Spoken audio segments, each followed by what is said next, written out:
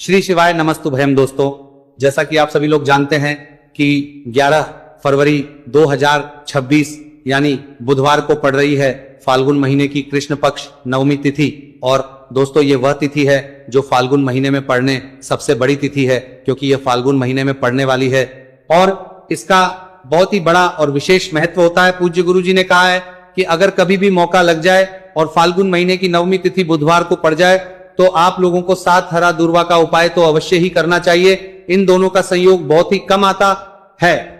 इसी के साथ में गुरुजी ने अपनी शिव पुराण कथा में बताया है कि इस दिन आपको 7 दूर्वा का उपाय तो आपको अवश्य ही करना चाहिए, क्योंकि ऐसा दिन पूरे साल में सिर्फ एक ही बार आता है।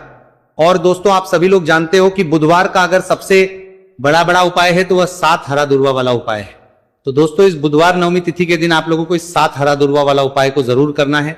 बहुत सारे लोग होंगे जिन लोगों ने इस उपाय को ना किया हो, मतलब पूरा साल निकल गया, उन्होंने किसी भी दिन इस 7 हरा दूर्वा वाला उपाय को ना किया हो। पर दोस्तों, आपके पास एक आखिरी मौका बचा हुआ है जो कि 11 फरवरी के दिन है। तो इस दिन आप लोगों को इस वाले उपाय को जरूर कर लेना, भले ही आपने पूरे महीने भर इस उपाय को ना किया हो। पर अगर आपने इस फाल्गुन महीने के बुधवार नवमी तिथि के दिन अगर इस वाले उपाय को कर लिया तो आपको इस उपाय को करने का वो फल मिलेगा जिसकी आपने कभी कल्पना भी नहीं करी होगी। इसीलिए आप लोग इस वाले उपाय को एक बार जरूर कर लेना है, ताकि आप लोगों के हाथ से यह मौका ना जा सके और आपको इस उपाय को करने का फल मिल सके। दोस्तों, यह उपाय पंडित जी ने अपनी अभी ही शिव महापुराण की कथा में बताया है, जिस उपाय को आज हम आपको बहुत अच्छे से समझाने वाले हैं। इस वीडियो को देखने के बाद इस उपाय को समझने के लिए आपको कोई और वीडियो को देखने की जरूरत नहीं पड़ेगी।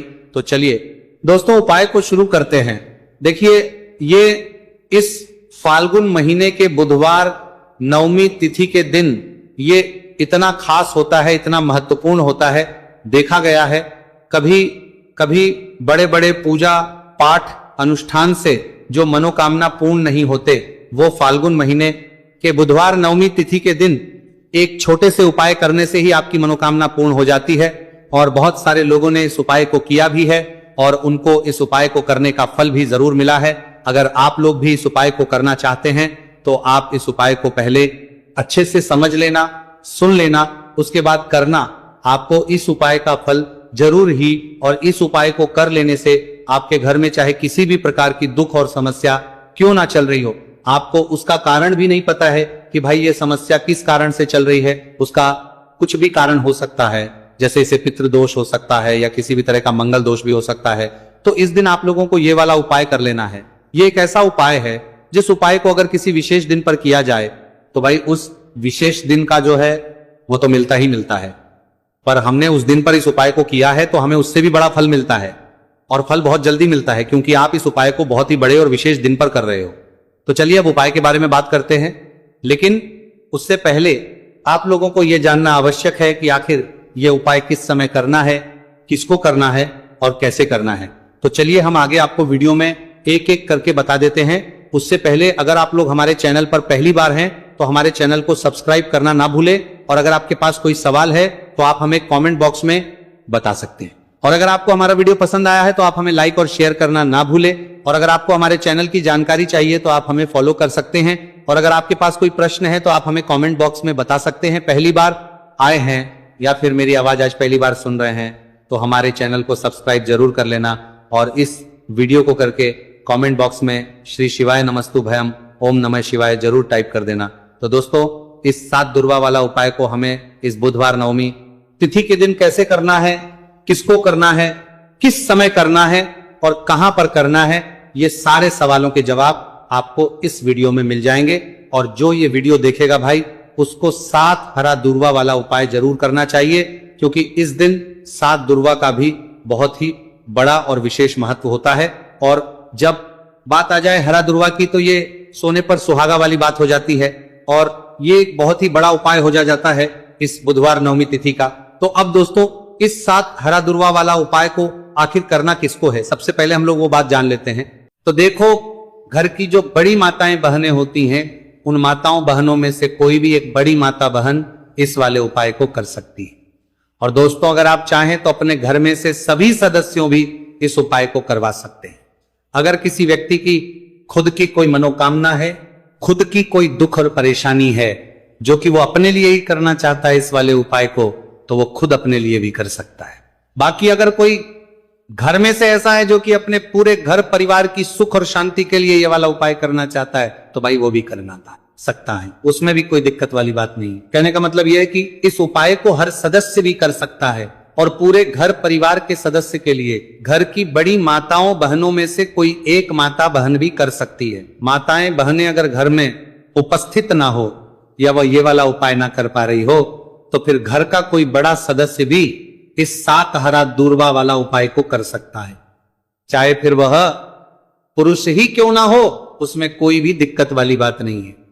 अब दोस्तों जो अगला प्रश्न निकल कर आता है वह ये आता है इसको लेकर कि आखिर इस उपाय को हमें किस समय करना है, सुबह के समय करना है कि शाम के समय करना है। तो देखो इस वाले उपाय को आप लोग सुबह के समय भी कर सकते हो और शाम के समय प्रदोष काल में भी कर सकते हो। अब अगर आप पूछो कि भाई सबसे उत्तम समय कौन सा रहेगा इस 7 हरा दूर्वा वाला उपाय को करने का, तो हम आपसे बस यही कहेंगे कि इस उपाय को आप सुबह के समय करेंगे तो ज्यादा बेहतर होगा। बाकी अगर प्रदोष काल के समय भी करेंगे तो भी अच्छा होगा, उसमें कोई भी दिक्कत वाली बात नहीं है।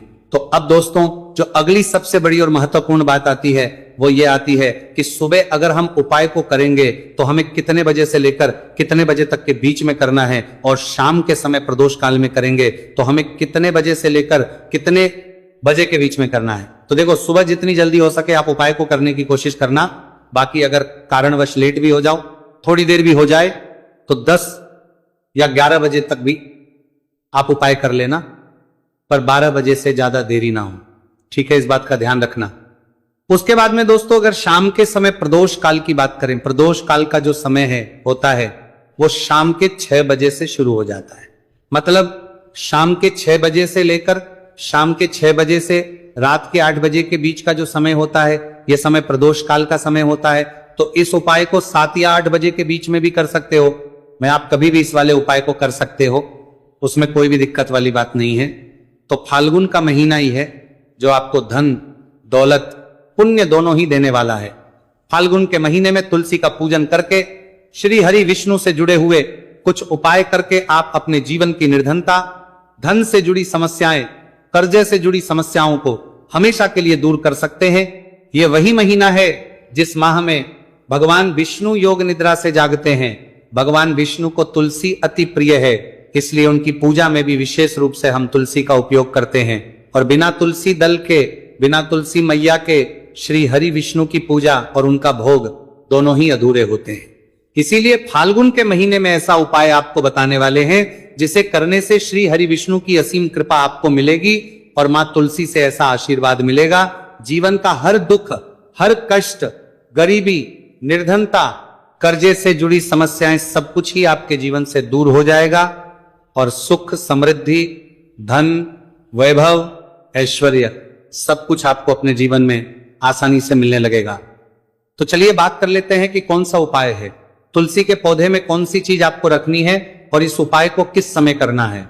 देखिए सबसे पहले तो आपको बता दें कि अगर आपके घर में तुलसी का पौधा नहीं है तो फाल्गुन के महीने में एक तुलसी का पौधा अपने घर में लाकर जरूर लगाए, क्योंकि फाल्गुन के महीने में जो लोग अपने घर में तुलसी जी का पौधा लाकर लगाते हैं, मां तुलसी का पूजन करते हैं, कभी भी मां तुलसी उनके घर में निर्धनता नहीं रुकने देती है। हमेशा उनके घर में धन की वृद्धि होती है, धन की वर्षा होती है। तो जरूर से तुलसी का पौधा आप फाल्गुन के महीने में अपने घर जरूर लेकर आए और अच्छे से आपको मां तुलसी का पूजन करना है, मां तुलसी के पौधे की देखभाल करनी है। और वो कौन चीज है जो आपको तुलसी के पौधे में फाल्गुन के महीने 11 फरवरी बुधवार नवमी तिथि में रखना है, और कैसे ये चीज रखते ही रातों रात आपके जीवन में चमत्कार होगा और आपके भाग्य का भी आपको साथ मिलेगा। तो देखिए इस वीडियो में जितने भी उपाय हम आपको बताएंगे सभी उपाय सरल है। देखो गुरुजी ने कहा है कि बुधवार के दिन आपको 7 हरा दूर्वा वाला उपाय तो अवश्य ही करना चाहिए। वीडियो के अंतिम में आपको उपाय बताया है, आपको करना है। देखो आगे बढ़ने से पहले वीडियो को एक लाइक जरूर करें। देखो सबसे पहला उपाय, यदि आपके जीवन में कर्जा बहुत अधिक है, आपके जीवन में संकट बहुत अधिक रहते हैं, आपके ऊपर बहुत अधिक विपदा आ रही है, बार बार आपको अपने व्यापार में और अपने धन में हानि, देखने को मिल रही है, यानी कि आपको प्रत्येक कार्य में हानि हो रही है, तो आपको यह उपाय करना चाहिए। इस उपाय को करने के लिए आपको दो चीजों की आवश्यकता होगी। सबसे पहले है, आप जानते हो, जो कि भगवान गणेश जी को समर्पित होती है, तो आपको वह हरा दुर्वा की आवश्यकता होगी, साथ ही में 1 लोटा जल की आवश्यकता होगी। और आप जब भी उपाय को करें, जिस दिन भी आपको करें, तो आपको प्रातः कल सुबह ही सुबह वह करना है। इस बात का विशेष रूप से आपको ध्यान रखना है, ठीक है। तो आपको एक हरा दुर्वा लेनी है। अगर आधा हरा दुर्वा भी मिल जाती है तो भी कोई दिक्कत नहीं है, बस आपको हरा दुर्वा है। अगर ज्यादा ना मिले तो उस स्थान पर एक हरा दुर्वा भी ले सकते हैं। हरा दुर्वा आपको आसानी से कहानी पर भी मिल जाएगी, बस याद रखिएगा, शुद्ध दुर्वा, और मतलब उसे शुद्ध करके ही उपयोग में लीजिएगा, है ना। तो आपको करना क्या है, 1 हरा दुर्वा या 1 से ज्यादा भी हरा दुर्वा आप लोग ले सकते हैं। तो 1 हरा दुर्वा अपनी ले लीजिए, 1 हरा दुर्वा के साथ में आप 1 लोटा जल ले लीजिए, और इन दोनों ही चीजों को लेकर शिवाजी के मंदिर पहुंच जाइए। जी के मंदिर पहुंचकर सबसे पहले आप शिवाजी के पास में बैठ जाइए।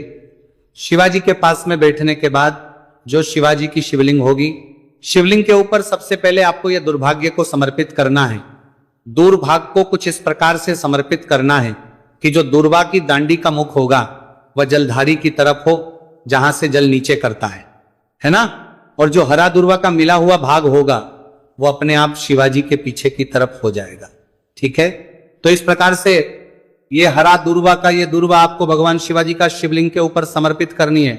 और जो 1 लोटा जल आप अपने साथ लेकर आए हैं, इसी दूर के ऊपर भगवान शिव जी के शिवलिंग के ऊपर एक धारा से आपको समर्पित कर देना है, ठीक है। अब यहां पर देखने बात यह है कि यह उपाय इस व्यक्ति को करना है जिस व्यक्ति की नौकरी नहीं लग रही हो, जो व्यक्ति परीक्षा में पास होना चाहता हो, तो इस व्यक्ति को अपने हाथों से इस उपाय करना है, तभी उपाय कम करेगा, ठीक है। उपाय को करने के बाद आपको 3 महीने उपाय आपको कब तक करना है, जब तक कि आपकी नौकरी ना जाए। जब तक आप इस उपाय को नियम के साथ करो, आपकी नौकरी जरूर लगेगी। अब बात करते हैं दूसरे उपाय के बारे में। तो देखिए, दूसरे उपाय जो है, देखिए इस उपाय के लिए आपको मात्र 1 लौंग का जोड़ा लेना है, यानी कि 2 फूल वाली लौंग लेनी है। साथ में आपको मात्र थोड़ा सा शहद लेना होगा, और इसी के साथ में आपको तांबे के पात्र अंदर शुद्ध जल लेना होगा। अब देखिए, इन सभी सामग्रियों को लेकर के आपको भगवान शिव के मंदिर में पहुंच जाना है। देखिए, ये उपाय आप सुबह से लेकर शाम तक कर सकते हैं। तो वह सबसे पहले तो आपके पास जो 2 फूल वाली लौंग है, उन्हें आपको शहद के अंदर अच्छे से डुबो है, यानी कि दोनों लौंग पर आपको अच्छे से शहद का लेपन कर देना है। अब आपको जो आपके पास एक लोटा जल है, सबसे पहले तो उसे शिवलिंग पर धीरे धीरे समर्पित करना है, और श्री शिवाय नमस्तु भयम इसका जाप करते हुए समर्पित कर देना है। अब आपके पास जो 2 फूल वाली लौंग है शहद से, उसे आपको शिवलिंग पर अर्पित करना है, और आपको प्रार्थना करनी है कि जीवन में जो रोग की स्थिति है वह समाप्त हो, जीवन के जो संकट और समस्याएं हैं वह सभी समाप्त हो, जीवन से जो कर्ज की समस्या है वह समाप्त हो। इस प्रकार से प्रार्थना करते हुए ये जो 2 फूल वाली लौंग ही शहद संयुक्त इस आपको शिवलिंग पर अर्पित कर देनी है। आपकी जो भी समस्या होगी इस बुधवार के दिन अवश्य ही समाप्त हो जाएगी। तो इस प्रकार से आपको पहला उपाय करना है। अब हम बात कर लेते हैं दूसरे उपाय के बारे में। देखिए, यह उपाय आपके लिए सर्वश्रेष्ठ होने वाला है। देखिए, इस उपाय के लिए आपको चाहिए होंगे 5 हरा मूंग के दाने, और मूंग के दाने कहीं से भी खंडित नहीं होने चाहिए, इस बात का ध्यान रखिए। और इसी के साथ में आपको एक तांबे के पात्र के अंदर अपने घर से शुद्ध जल 1 लोटा जल ले लेना है। अब दोस्तों, इन सभी सामग्रियों को लेकर के आपको सीधे पहुंच जाना है भगवान शिव के मंदिर में। देखिए, इस उपाय को भी आप सुबह भी कर सकते हैं और शाम के समय में भी कर सकते हैं। देखिए, भगवान शिव के मंदिर में पहुंचने के बाद आपके पास जो 5 हरे मूंग हैं, उनमें से पहला जो हरा मूंग है, आपको शिवलिंग के सामने जो नंदी महाराज होते हैं और उनका जो पैर उठा हुआ होता है, वहां पर आपको पहला हरा मूंग समर्पित करते हैं, और आपको श्री शिवाय नमस्तु भयम इसका जाप कर लेना है।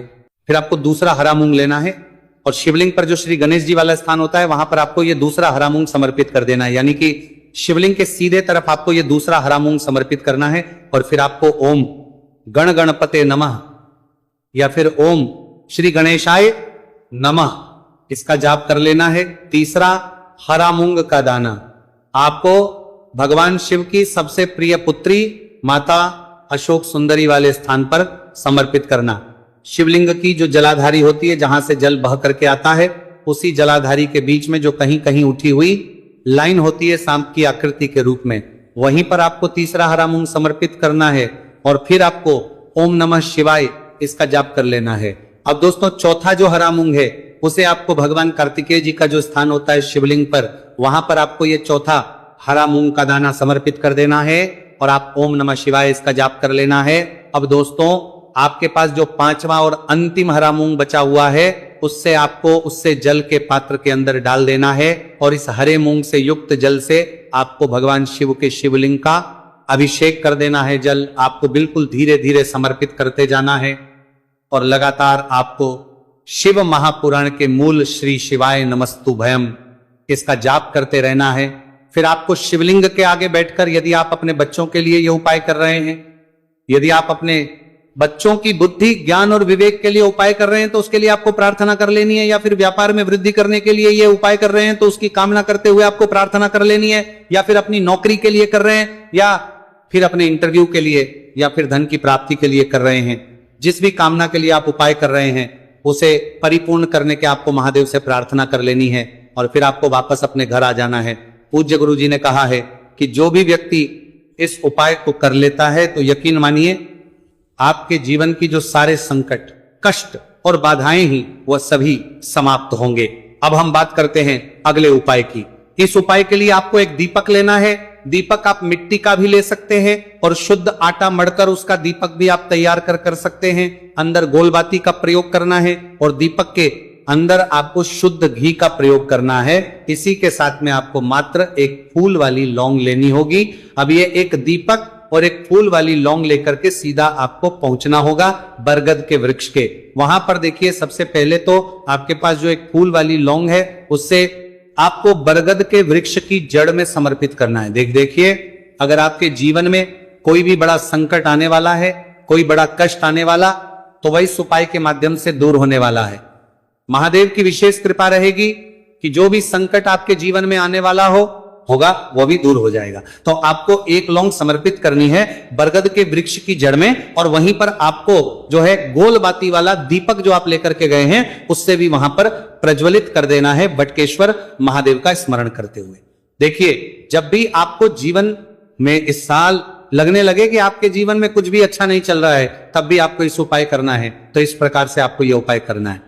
अब हम जान लेते हैं चौथे विशेष उपाय के बारे में। देखें यदि आपके विवाह में शादी में कोई भी समस्या आ रही है, यदि आपका जो कर्ज है वह दिन पर दिन बढ़ते ही जा रहा है तो आपको यह चमत्कारी उपाय करना चाहिए। कोई भी समस्या अगर जीवन में है तो उसे दूर करने के लिए आपको इस उपाय करना चाहिए। मंगल दोष से जुड़ी हुई समस्या भी है तब आपको यह उपाय करना चाहिए।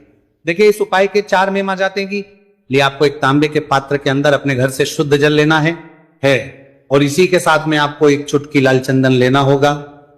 अब आपको क्या करना है कि जो लाल चंदन आपने लिया है उसे आपको उससे जल के पात्र के अंदर डाल देना है और ये जल जो है आपको लाल चंदन से युक्त तैयार कर लेना है और ये लाल चंदन से युक्त जल आपको भगवान शिव के मंदिर में लेकर के पहुंचना है। फरवरी के दिन है तो इस दिन आप लोगों को इस वाले उपाय को जरूर कर लेना है। भले ही आपने पूरे साल भर इस उपाय को ना किया हो, पर अगर आपने इस फाल्गुन महीने के बुधवार 9वीं तिथि के दिन अगर इस वाले उपाय को कर लिया तो आपको इस उपाय को करने का वो फल मिलेगा जिसकी आपने कभी कल्पना भी नहीं करी होगी। इसीलिए आप लोग इस वाले उपाय को एक बार जरूर कर लेना ताकि आपके हाथ से यह मौका ना जा सके और आपको इस उपाय को करने का फल मिल सके। दोस्तों यह उपाय पंडित जी ने अपनी अभी की ही शिव महापुराण की कथा में बताया है जी। इस उपाय को आज हम आपको बहुत अच्छे से समझाने वाले हैं। इस वीडियो को देखने के बाद इस उपाय को समझने के लिए आपको कोई और वीडियो को देखने की जरूरत नहीं पड़ेगी। तो चलिए दोस्तों उपाय को शुरू करते हैं। देखिए ये इस फाल्गुन महीने के बुधवार 9वीं तिथि के दिन ये इतना खास होता है, इतना महत्वपूर्ण होता है। देखा गया है कभी कभी बड़े बड़े पूजा पाठ अनुष्ठान से जो मनोकामना पूर्ण नहीं होते वो फाल्गुन महीने के दिन एक छोटे से उपाय करने से ही आपकी मनोकामना पूर्ण हो जाती है। और बहुत सारे लोगों ने इस उपाय को किया भी है और उनको इस उपाय को करने का फल भी जरूर मिला है। अगर आप लोग भी इस उपाय को करना चाहते हैं तो आप इस उपाय को पहले अच्छे से समझ लेना, सुन लेना, उसके बाद करना। आपको इस उपाय का फल जरूर मिलेगा। इस उपाय को कर लेने से आपके घर में चाहे किसी भी प्रकार की दुहक और समस्या क्यों ना चल रही हो, आपको उसका कारण भी नहीं पता है कि भाई ये समस्या किस कारण से चल रही है। उसका कुछ भी कारण हो सकता है, जैसे पितृदोष हो सकता है या किसी भी तरह का मंगल दोष भी हो सकता है। तो इस दिन आप लोगों को ये वाला उपाय कर लेना है।